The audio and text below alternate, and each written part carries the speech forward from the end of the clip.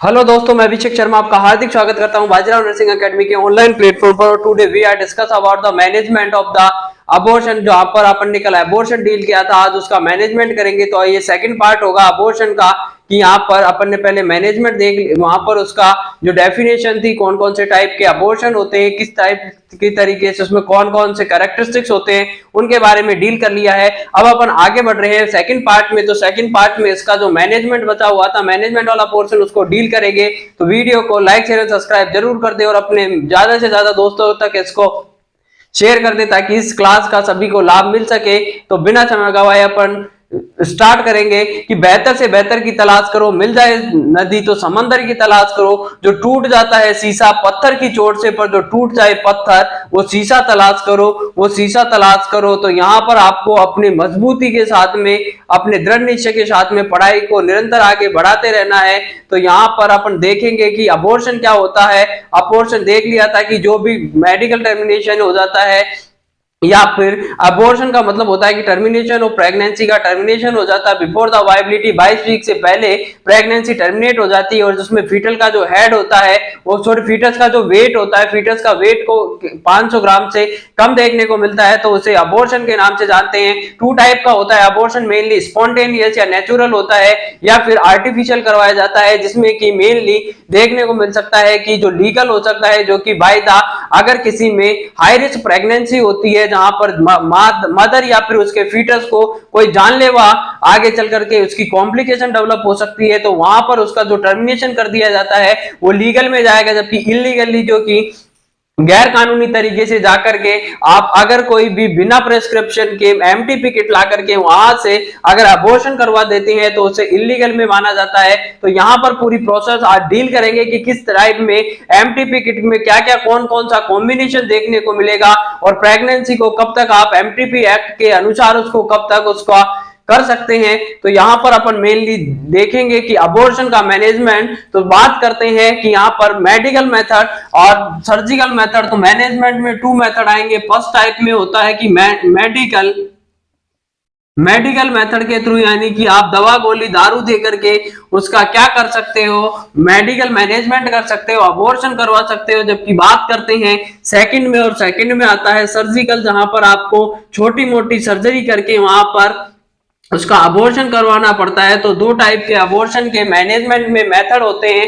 First one होता है कि medical management, and second one पे आता है सर्जिकल मैनेजमेंट करेंगे। अब बात करते हैं सबसे पहले मेडिकल मैनेजमेंट को डील करेंगे। तो मेडिकल मैनेजमेंट में यहाँ पर दवा दे करके या ड्रग से इंड्यूस करवाया जाता है। तो ड्रग इंड्यूस के नाम से भी इसको मेडिकल को ड्रग इंड्यूस भी कहते हैं, क्योंकि यहाँ पर ड्रग दे करके वहां पर अबॉर्शन इंड्यूस करवाया जाता है, तो इसे ड्रग इंड्यूस भी कहते हैं। तो मेडिकल मेथड को ही ड्रग इंड्यूस मेथड के नाम से भी जानते हैं। यहाँ पर मेनली जो दवा दी जाती है और दवा दे करके या ड्रग्स दे करके उसका अबॉर्शन करवा दिया जाता है, तो मेडिकल मेथड हो गया। सेकंड में आता है सर्जिकल मेथड। तो वहां पर छोटी मोटी सर्जरी करके या सर्जिकल इंटरवेंशन करके क्या कराते हैं, अबॉर्शन करवाते हैं। तो मैनेजमेंट में टू टाइप का है।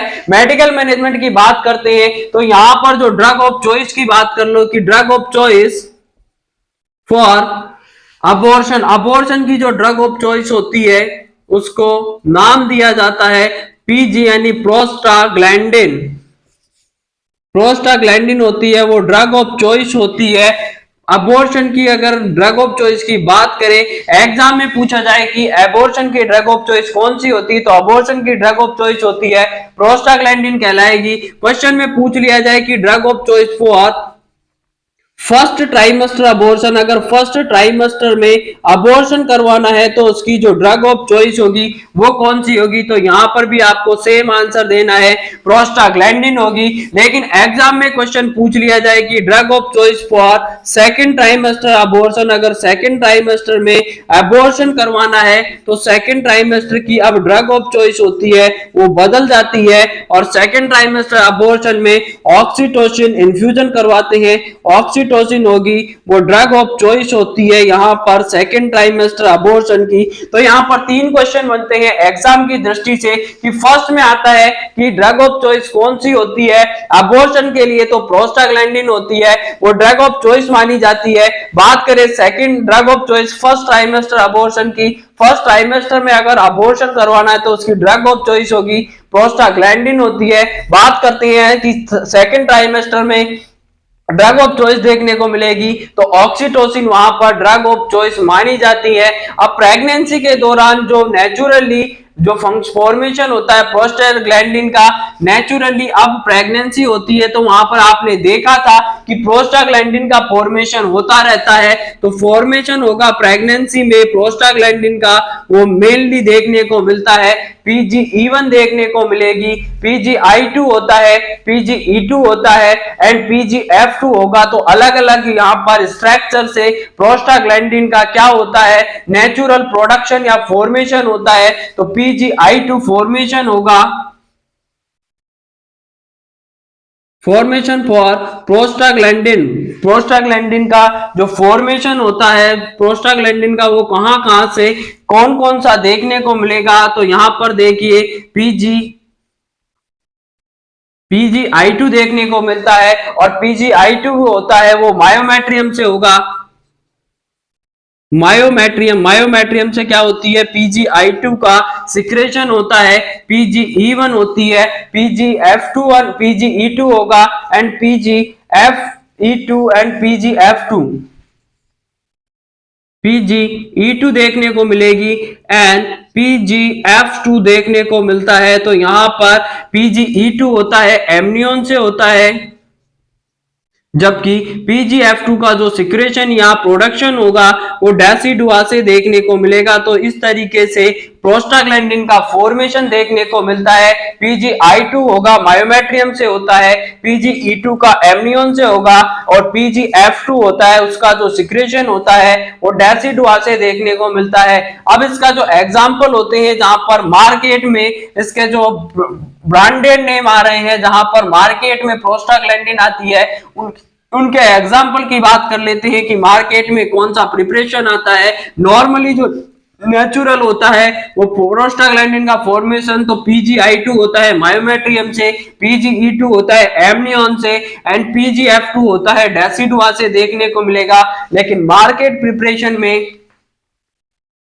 एग्जाम्पल ऑफ प्रोस्टाग्लैंडिन के एग्जाम्पल है मार्केट प्रिपरेशन में कौन कौन से देखने को मिलते हैं, तो मार्केट प्रिपरेशन में मीजोप्रोस्टोल आता है, मीजोप्रोस्टोल के बाद में डायनाप्रोस्ट आती है एंड डायनाप्रोस्टोल, तो मीजोप्रोस्टोल होगा PGE1 होता है, डायनाप्रोस्ट होता है PGF2 alpha,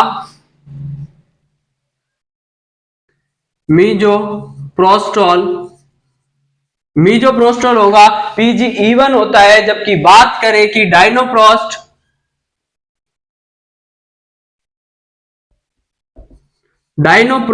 and डायनोप्रोस्टोन,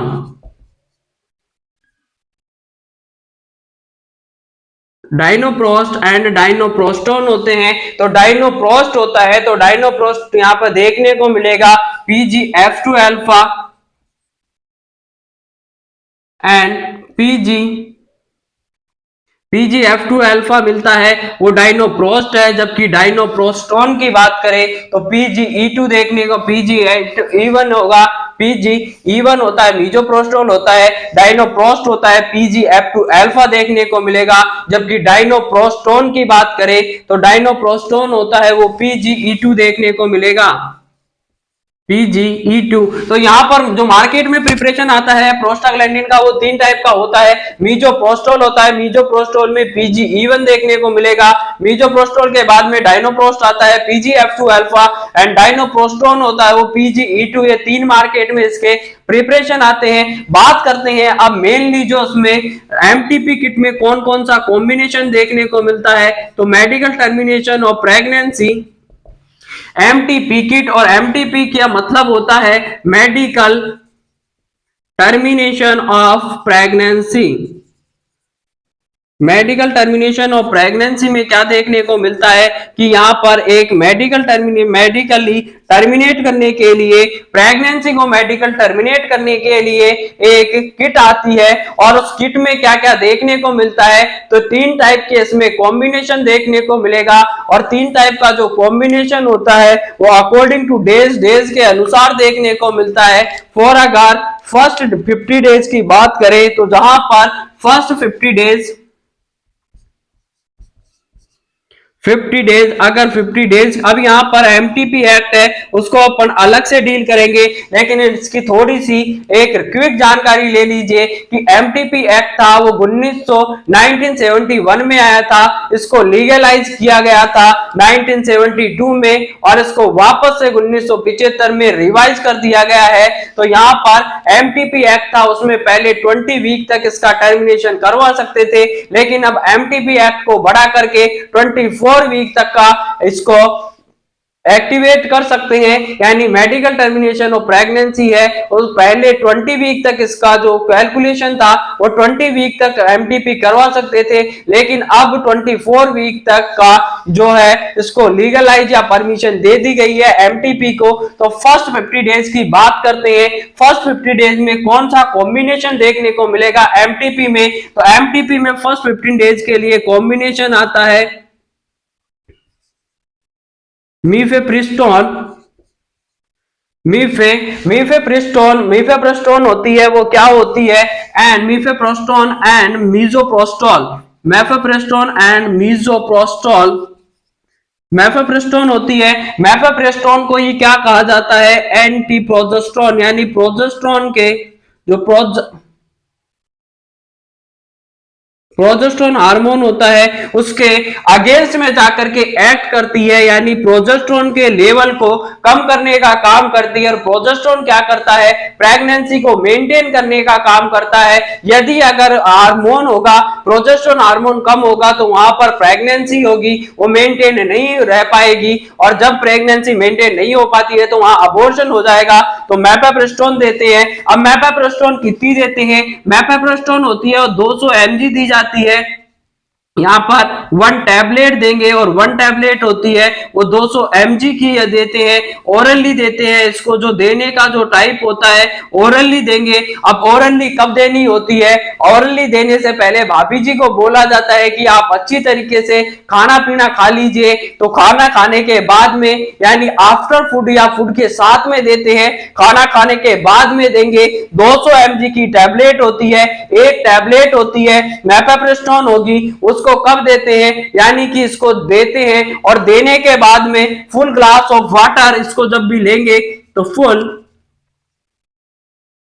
full glass of water के साथ में इसको ली जाती है। और लेने के बाद में, अगर इसको लेने के बाद में भाभी जी को उल्टी हो जाती है विद इन 30 मिनट में, अगर फीमेल को देने के बाद जैसे ही आपने ये टैबलेट दी है एंटी प्रोजेस्टेरोन मेफेप्रिस्टोन जो टैबलेट थी उसको देने के बाद विद इन 30 मिनट में अगर वोमिटिंग हो जाती है तो डॉक्टर को इन्फॉर्म करना है, और सेकंड जो टैबलेट होती है वो लेनी होती है, क्योंकि अगर वोमिटिंग हो गई है तो वोमिटिंग के साथ साथ में आपकी जो टैबलेट थी वो बाहर आ जाती है, उसका एब्जॉर्प्शन नहीं हो पाएगा, और एब्जॉर्प्शन नहीं होगा तो इसकी इफेक्टिवनेस नहीं आ पाती है। इसीलिए आपको तुरंत डॉक्टर को इन्फॉर्म करना है अगर विद इन 30 मिनट में वोमिटिंग कर देती है तो, और उसके बाद में सेकंड मेफेप्रिस्टोन की जो टैबलेट होती है उसको लेना होता है। अब ये एक्ट कैसे करती है, तो 36 से 48 घंटे के बाद में जाकर के ये अपना एक्ट दिखाने लगती है, और अगर जब 36 से 48 घंटे बाद में इसका एक्ट चालू करती है तो यहां पर देखने को मिलेगा कि 36 से 48 घंटे के बाद में जाकर के ये क्या करती है, अपना एक्ट दिखाने लगती है। बाद में बात करते हैं मेजोप्रोस्टोल की। जो मीजोप्रोस्टोल की टैबलेट होती है वो 4 टैबलेट लेते हैं, और एक टैबलेट होगी वो 4 मीजोप्रोस्टोल की 4 टैबलेट लेनी होती है। 1 टैबलेट होगी, ये कंटेन रहती है 200 माइक्रोग्राम, ये 200 माइक्रोग्राम से मिलकर के, या माइक्रोग्राम को आप mcg यहां पर लिख लीजिए, तो एक टैबलेट होती है 200 माइक्रोग्राम की होती है। अब मीजोप्रोस्टोल को देने का दो तरीके हो सकते हैं, या तो उसको सबलिंगुअली दे सकते हैं। सबलिंगुअली का मतलब होता है कि टंग के नीचे रखना है उसको, 30 मिनट तक टंग के नीचे रखना है, जब तक कि वो डिजोल्व होकर के अपने आप ब्लड के साथ में उसका मिक्सर होकर के उसका एब्जॉर्प्शन नहीं हो जाता। तो यहां पर इसका जो मेथड होता है वो या तो सबलिंगुअल दे सकते हैं, या फिर इसको वेजाइनली एंड सबलिंगुअल, या फिर दे सकते हैं वजाइनली देंगे, और वेजाइनली इसका इंसर्शन करते हैं।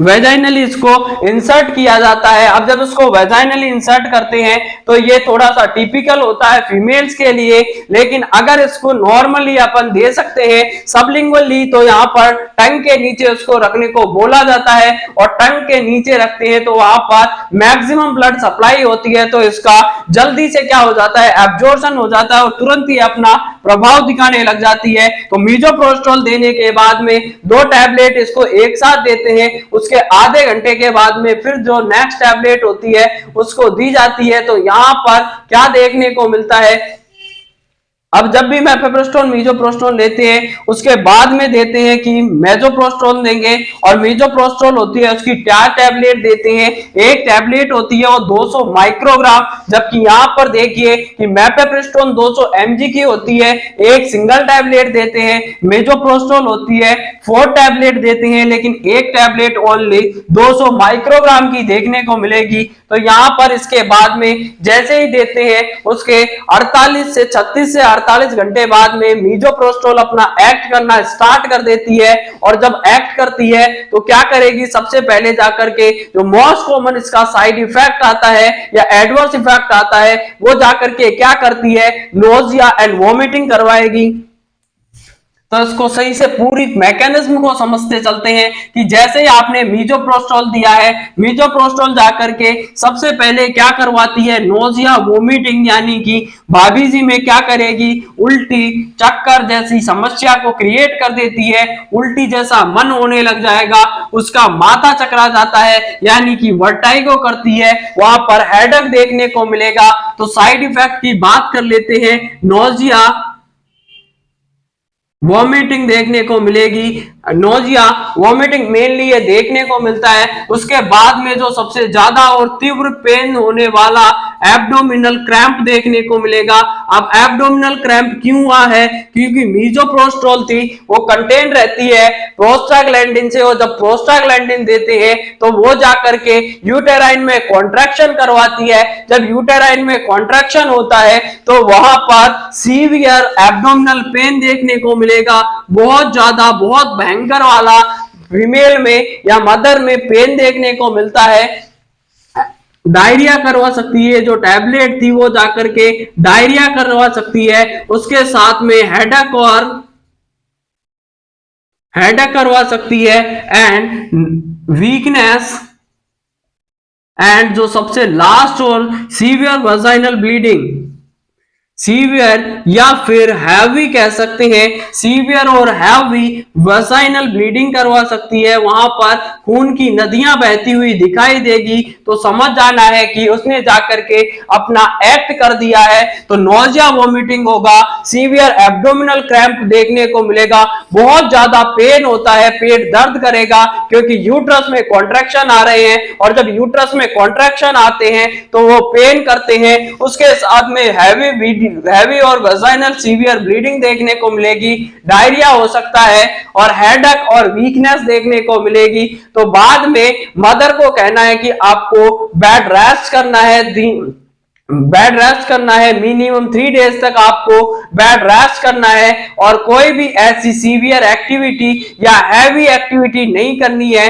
कि वो जाकर के और इसकी कॉम्प्लिकेशन को, ब्लीडिंग की कॉम्प्लिकेशन को बढ़ा दे। तो ऐसा कोई काम नहीं करना है। सेक्सुअल को एक्टिविटी होती है उन सभी को अवॉइड करना है। तो ये कुछ इस तरीके के इसके साइड इफेक्ट देखने को मिलते हैं। बात करते हैं अगर प्रेगनेंसी सेकंड नंबर पे कि प्रेगनेंसी अगर 50 दिन के बाद में 56 दिन की हो गई है, यानी कि अगर फीमेल है वो 56 दिन की प्रेग्नेंट हो गई है, तो यहाँ पर आपको क्या करना है कि यहाँ पर जो कॉम्बिनेशन होगा वो चेंज हो जाएगा और यहाँ पर कॉम्बिनेशन होगा वो मैथो ट्रक शेड देखने को मिलेगा। मैथो ट्रक शेड जो कि एक एंटी कैंसर ड्रग होती है और मैथोट्रेक्सेट का यहाँ पर इंजेक्शन लगाते हैं और मैथोट्रेक्सेट का जो इंजेक्शन होता है वो 50 mg पर 2 ml में 25 mg पर ml यानी 50 mg पर 2 ml में देखने को मिलेगा। इसकी इफेक्टिवनेस की बात करते हैं कि मैथोट्रेक्सेट का जो इफेक्टिवनेस होती है वो 7 डेज तक देखने को मिलती है। तो ये मैथोट्रेक्सेट देंगे और इसके साथ में कॉम्बिनेशन में वही मीजोप्रोस्टोल होगी, वो 63 दिन पर भी वही अपना काम करवाने वाली है। मीजोप्रोस्टोल, तो मीजोप्रोस्टोल में भी क्या देखने को मिलेगा, वही 4 टैबलेट देते हैं, 4 टैबलेट देंगे, सबलिंगुअल या वजाइनली देते हैं, सबलिंगुअल या फिर उसको वही उसी तरीके से वजाइनली देना है। एक टैबलेट होती है, 4 टैबलेट होगी, 1 टैबलेट कंटेन रहती है वही आपके 200 माइक्रोग्राम से मिलकर के बनी हुई होती है। तो वहीं पर आपको मेसोप्रोस्टोल देना है और यहीं पर आपको आगे कंटिन्यू करना है। अगर मान लीजिए इसके बाद प्रेगनेंसी का ध्यान नहीं दिया है आपने और प्रेगनेंसी बढ़कर के 63 वीक की 63 डेज या फिर 9 7 63 9 वीक की हो गई है, अगर 9 वीक या 63 डेज की अगर प्रेगनेंसी हो गई है तो वहां पर आपको क्या करना है, ये देखिए 63 डेज की प्रेगनेंसी है तो उसमें आपको कौन सा कॉम्बिनेशन देना पड़ेगा, तो यहां पर टैमोक्सिफेन सिट्रेट देना होगा और टैमोक्सिफेन होता है वो भी एक क्या होती है,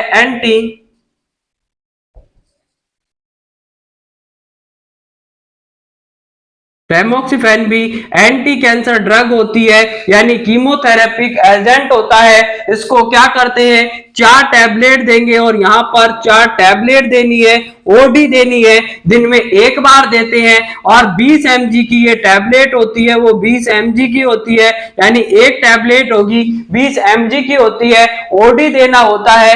और 63 डेज की प्रेगनेंसी है तो टैमोक्सिफेन जो कि एंटी कैंसर ड्रग होती है 4 टैबलेट देते हैं, ओडी देते हैं, ओडी का मतलब होता है दिन में एक बार देते हैं। और मीजोप्रोस्टोल की बात करें तो इसके साथ में जो कॉम्बिनेशन होगा वो मीजोप्रोस्टोल, यानी मीजोप्रोस्टोल तो देना कंपलसरी है, चाहे 50 दिन की प्रेगनेंसी हो, 63 दिन की हो या फिर 56 डेज की प्रेगनेंसी हो। तो मीजोप्रोस्टोल वही PGE1 जो कि इसका मार्केट में प्रिपरेशन आता है PGE1 होगा, 4 टैबलेट देते हैं, वही 4 टैबलेट देनी है, 4 टैबलेट देंगे, वेजाइनली या फिर सबलिंगुअली देना है, वेजाइनली या सबलिंगुअली देते हैं। एक टैबलेट होती है वो कंटेन रहती है वही 200 माइक्रोग्राम से कंटेन रहेगी। तो इस तरीके से आपको मेडिकल मैनेजमेंट करना होता है। 3 तरीके से मेडिकल मैनेजमेंट में किट अवेलेबल होती है, MTP किट होती है, उसे मेडिकल मैनेजमेंट में या अनवांटेड किट के नाम से भी इसको जाना जाता है। अब उसमें 50 दिन की प्रेगनेंसी है तो मेफेप्रिस्टोन जो कि एंटी प्रोजेस्टेरोन होती है, प्रोजेस्टेरोन के खिलाफ में जाकर के एक्ट करती है, वो देते हैं। उसके साथ में मीजोप्रोस्टोल देंगे। अब मेफेप्रिस्टोन होती है 200 mg की होती है और उसको दिया जाता है ओरली। जबकि बात करें मीजोप्रोस्टोल की तो तीनों ही कंडीशन में 4 टैबलेट देने थे, सबलिंगुअली या वेजाइनली उसका इंसर्शन करते हैं। एक टैबलेट होती है 200 माइक्रोग्राम की देखने को मिलेगी। तो इस तरीके से इसका मेडिकल मैनेजमेंट किया जाता है। लेकिन बात करते हैं कि अगर सर्जिकल मैनेजमेंट से अगर आपकी पार नहीं पड़ रही है तो उसका फिर सर्जिकल मैनेजमेंट किया जाएगा और सर्जिकल मैनेजमेंट होता है वो भी यहाँ पर आपको देखने को मिलेगा।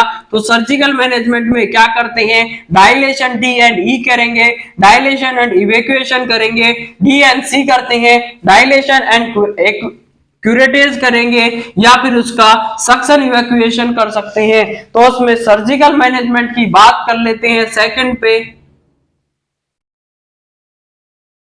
सर्जिकल मैनेजमेंट, तो सर्जिकल मैनेजमेंट में क्या देखने को मिलेगा, यहां पर देखिए कि सर्जिकल मैनेजमेंट है। सर्जिकल मैनेजमेंट की बात करें कि जो सर्जरी ऑफ चॉइस होती है अबॉर्शन की, तो dilation and evacuation.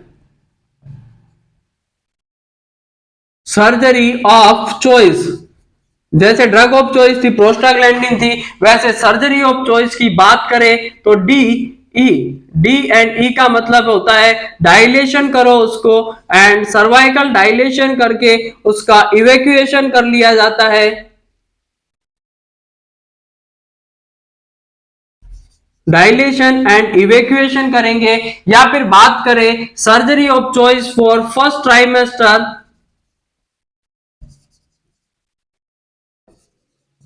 First trimester में सर्जरी ऑफ चॉइस की बात करते हैं तो फर्स्ट ट्राइमेस्टर में जो सर्जरी ऑफ चॉइस होती है उसे नाम दिया जाता है डीएनसी करते हैं। डीएनसी का मतलब होता है कि डायलेशन एंड क्यूरेटेज करेंगे। डीएनसी, डीएनसी का मतलब है कि सर्वाइकल डायलेशन करके और वहां पर क्यूरेटीज की हेल्प से, डायलेशन एंड क्यूरेटेज होती है, वहां पर डायलेशन करके और क्यूरेटीज की हेल्प से उसे खरोंच करके बाहर निकाल लिया जाता है। बात करते हैं कि सेकंड अबॉर्शन में सर्जरी ऑफ चॉइस, एसओसी का मतलब होता है surgery of choice for second trimester abortion. अगर सेकंड ट्राइमेस्टर में अबॉर्शन करवाना है तो उसकी जो सर्जरी ऑफ चॉइस होती है वो देखने को मिलेगी कि इसका सक्शन इवैक्यूएशन कर दो।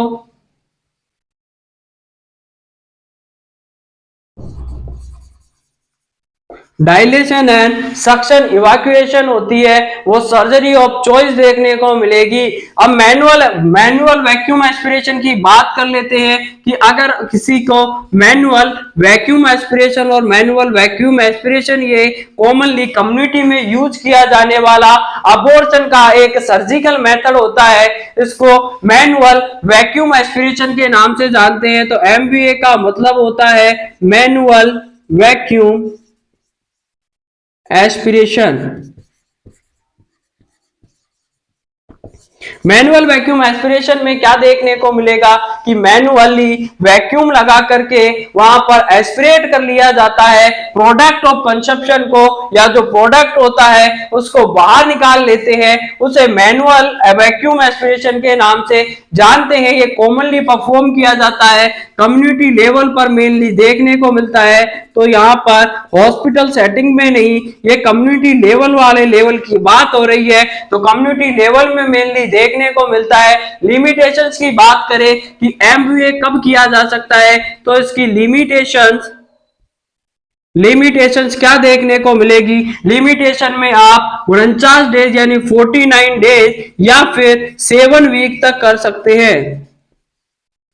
इसकी लिमिटेशन है कि आप 49 डेज या फिर 7 वीक तक इसका एमवीए मैनुअल वैक्यूम एस्पिरेशन कर सकते हैं। प्रेशर की बात करते हैं कि जो आइडियल प्रेशर होगा सक्शन इवैक्यूएशन का, आइडियल प्रेशर की बात करें कि यहाँ पर कितना प्रेशर आपके लिए अच्छा होता है या कितना प्रेशर आप लगा सकते हैं जो सूटेबल होगा, तो 400 से लेकर के 600 mm ऑफ एचजी का यहाँ पर प्रेशर आप लगा सकते हैं। ये रिक्वायर होती है प्रेशर की कि 400 से 600 mm ऑफ एचजी का प्रेशर यहाँ पर लगाना होता है। डीएनसी में 2 मेथड्स हो सकते हैं। बात करें अब डीएनसी की कि डीएनसी में 2 टाइप के मेथड यूज करते हैं। डीएनसी का मतलब होता है डायलेशन करके उसका क्यूरेटेज कर दिया जाता है। एक क्यूरिटी होती है, उसका यूटेराइन क्यूरिटी से उसको खरोंच करके, घिस करके, रगड़ करके बाहर निकाल दिया जाता है, तो उसे डीएनसी के नाम से जानते हैं।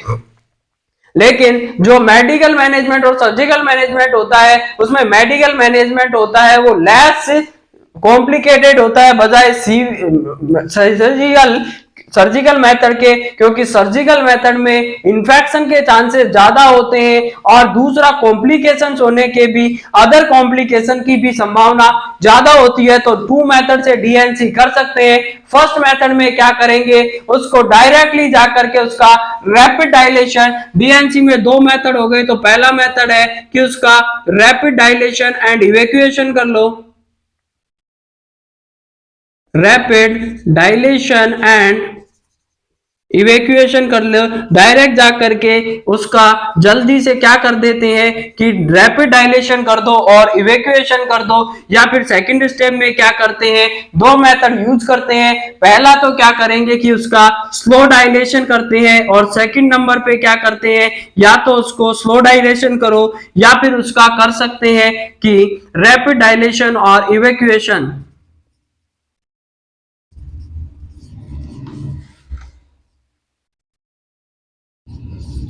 रैपिड डायलेशन विथ इवैक्यूएशन कर सकते हैं। तो ये पूरी तरीके से आपकी सर्जिकल मैनेजमेंट हो गया है। अब एक और चीज आती है इसमें कि हाइपर ऑस्मोलिटी होती है या हाइपर ऑस्मोलिक एनवायरनमेंट वहां पर आप क्रिएट कर दे। यूट्रस में किसी भी तरीके का कोई भी हाइपर ऑस्मोलर फ्लूइड डाल दो, जिससे जाकर के वो क्या करेगा, जो नन्ना मुन्ना रसगुल्ला होता है उसमें से ऑस्मोसिस करवाएगा और उसको खींच करके उसका जो माल मटेरियल होता है पूरा उसके फ्लूइड निकाल करके और उसमें ऑस्मोसिस की वजह से उसको बिल्कुल श्रिंकेज करके कर देता है। उसकी वजह से फीटल का अबॉर्शन हो जाता है। लेकिन ये मेनली रेयरली यूज की जाने वाली कंडीशन होती है। तो इसे नाम दिया जाता है कि हाइपर ऑस्मोटिक एनवायरनमेंट क्रिएट करके भी आप अबॉर्शन करवा सकते हैं।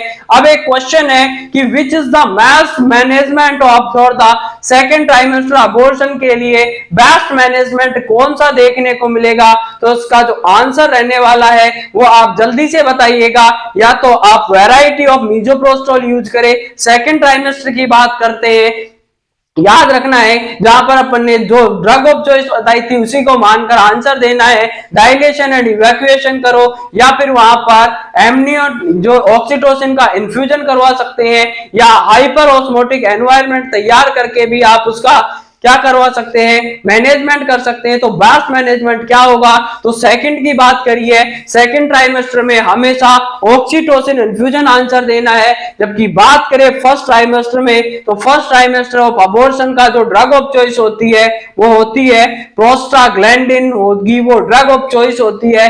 एक बात कर लेते हैं लास्ट टॉपिक की कि ब्लाइटेड ओवम के नाम से किसे जानते हैं। ब्लाइटेड ओवम का मतलब होता है गैस्ट्रेशनल सैक विदाउट एम्ब्रियो, यानी बिना एम्ब्रियो के अगर गैस्ट्रेशनल सैक दिखाई देता है तो उसे ब्लाइटेड ओवम के नाम से जानते हैं। ये छोटा सा क्वेश्चन है लेकिन एग्जाम में पूछा जाता है कि ब्लाइटेड ओवम किसे कहते हैं। तो ब्लाइटेड ओवम का मतलब होता है कि gestational sac without embryo, gestational sac पाया जाता है बिना एम्ब्रियो के, तो उसे ब्लाइटेड ओवम के नाम से जानते हैं। तो ये पूरा मेडिकल और सर्जिकल मैनेजमेंट होता है अबॉर्शन का, वो कंप्लीट हुआ है। अब इसके बाद में जो फर्दर जो अर्ली प्रेगनेंसी में हेमरेज में बचा हुआ था, एक्टोपिक प्रेगनेंसी और मोलार प्रेगनेंसी, इनको फर्दर अपन नेक्स्ट क्लास में डील करेंगे। वीडियो पसंद आया हो तो लाइक शेयर एंड सब्सक्राइब जरूर करें, बेल आइकन को प्रेस करें और मैक्सिमम अपने दोस्तों तक इसको शेयर कर दें ताकि सभी को आने वाली जो अपकमिंग कॉम्पिटिटिव एग्जाम है उसमें सभी को इसका लाभ हो सके कि क्या फर्क है खुदा और पीर में, क्या फर्क है किस्मत और तकदीर में। मिले कभी असफलता तो निराश मत होना और सोचना कि कुछ इससे भी बेहतर लिखा था मेरी तकदीर में, कि इस कुछ इससे भी बेहतर लिखा है आपकी तकदीर में। तो हमेशा जब भी आपको असफलता मिलती है तो आपको फिर से पूरी मेहनत, जोश, लगन और जज्बे के साथ आपको वापस से उठ खड़े होना है, क्योंकि लगातार हो रही असफलताओं से कभी निराश मत होना, क्योंकि गुच्छे की आखिरी चाबी भी कभी कभी ताला खोल देती है। तो जब भी आप निराश हो जाए, जब भी आप असफल हो जाए, तो उसके बाद में सोचना है कि ये मेरा लास्ट एग्जाम नहीं था, मेरे को आने वाली एग्जाम में मैं जो कमियां रह गई है उनको पूरी करके और अच्छी मेहनत करके और सभी जो कमियां थी उनका सभी का अच्छी तरीके से अवलोकन करके आने वाली जो एग्जाम है उसके लिए अच्छी तरीके से पढ़ाई करके और उन एग्जाम की अच्छी तरीके से प्रिपरेशन करके एग्जाम में फाइट करूंगा और आने वाले समय में मैं नर्सिंग ऑफिसर बन के दिखाऊंगा और 80,000 की सैलरी लाकर दिखाऊंगा। तो ये सपना आपको हमेशा पढ़ने के लिए डेडिकेशन के साथ स्टडी करने में आपकी मदद करेगा और हमेशा पॉजिटिविटी के साथ में अपने माइंड को फ्रेश करिए, पढ़िए, आराम से पढ़िए, आप जहां जो मन करे आपका करिए, लेकिन स्टडी के साथ स्टडी को हमेशा कंटिन्यू रखना है। तो मिलते हैं आपसे बहुत जल्द नए टॉपिक के साथ में, नए वीडियो के साथ, नए सब्जेक्ट के साथ और अच्छी तरीके से आपको अच्छी तरीके से आने वाली जो भी CHOs की एग्जाम है उसके लिए भी अच्छी तरीके से प्रिपरेशन कराएंगे। तो बेस्ट ऑफ लक आने वाली सभी एग्जाम के लिए। Thank you, love you all, धन्यवाद।